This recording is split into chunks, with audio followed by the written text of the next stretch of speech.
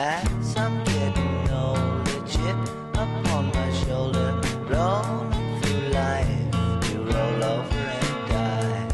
La la la la, la la la la, la la la la, oh.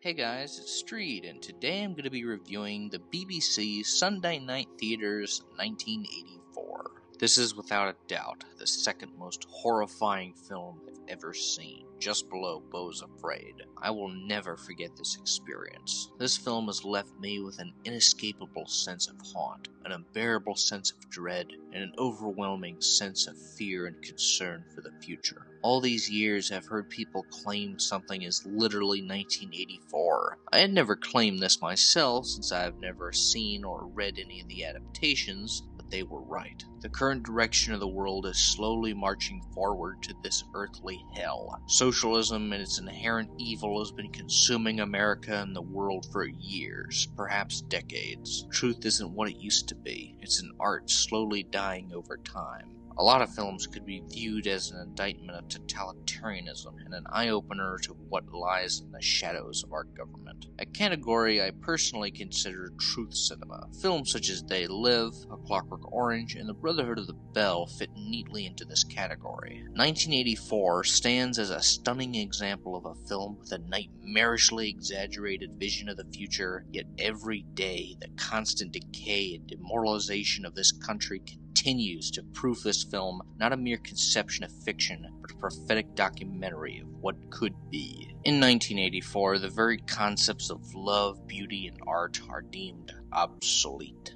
Freedom of thought, freedom of speech, and self-expression are criminalized. This film presents every angle of such a hellish, inhuman, morally vacant society. The elderly are discarded, left as empty shells. Children are brainwashed into government-worshipping slaves who betray even the most devout double-thinkers. One might argue that the characters presented here are blandly written and tacitly shallow, but I'd argue that's by design. The government entity, Big Brother, is so oppressive and so unrelenting that depth and love, everything that makes a human human, has been stripped away until everyone is a facsimile of a human being. So the characters being underwritten was a deliberate choice to convey this society's effectiveness in destroying the soul, replacing personality with obedience, creativity with sterility. I often appreciate atmosphere in cinema, and this film is mired with an atmosphere of pure bleakness, destitution, and hopelessness. The audio and visual quality of the film is admittedly poor, and I'd count that as an objective flaw. It serves to further strengthen the film's haunting and eerie atmosphere. The way the film is shot also conveys the ever-present bleakness. We're shown dimly lit scenes of the brainwashed populace hating what they don't understand and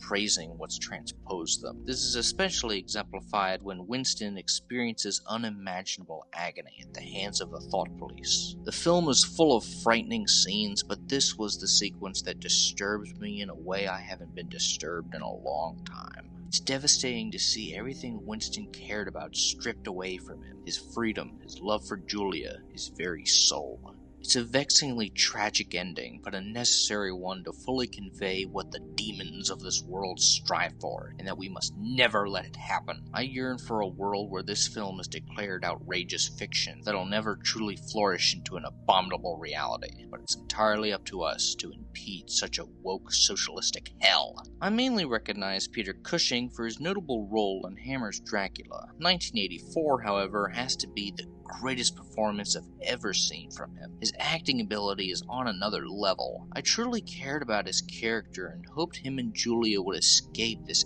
agonizing existence. There's still so much I want to say, so much lore I want to divulge, and discussions I want to have. This film is an essential viewing. It may have a very minimalist approach with a modest budget, cheap effects, and a stock-sounding score, but its ideals, acting, characterization, and meaningfulness far outweighs the film's technical weaknesses. Overall, Sunday Night Theatre's 1984 is an indisputable masterpiece, by far the greatest telefilm production I've ever had the pleasure of witnessing. This film has left a mark on me. It's a stark, uncompromising reminder of what we're faced up against and how we must do anything and everything to stop it. Christ bless everyone who listens to this.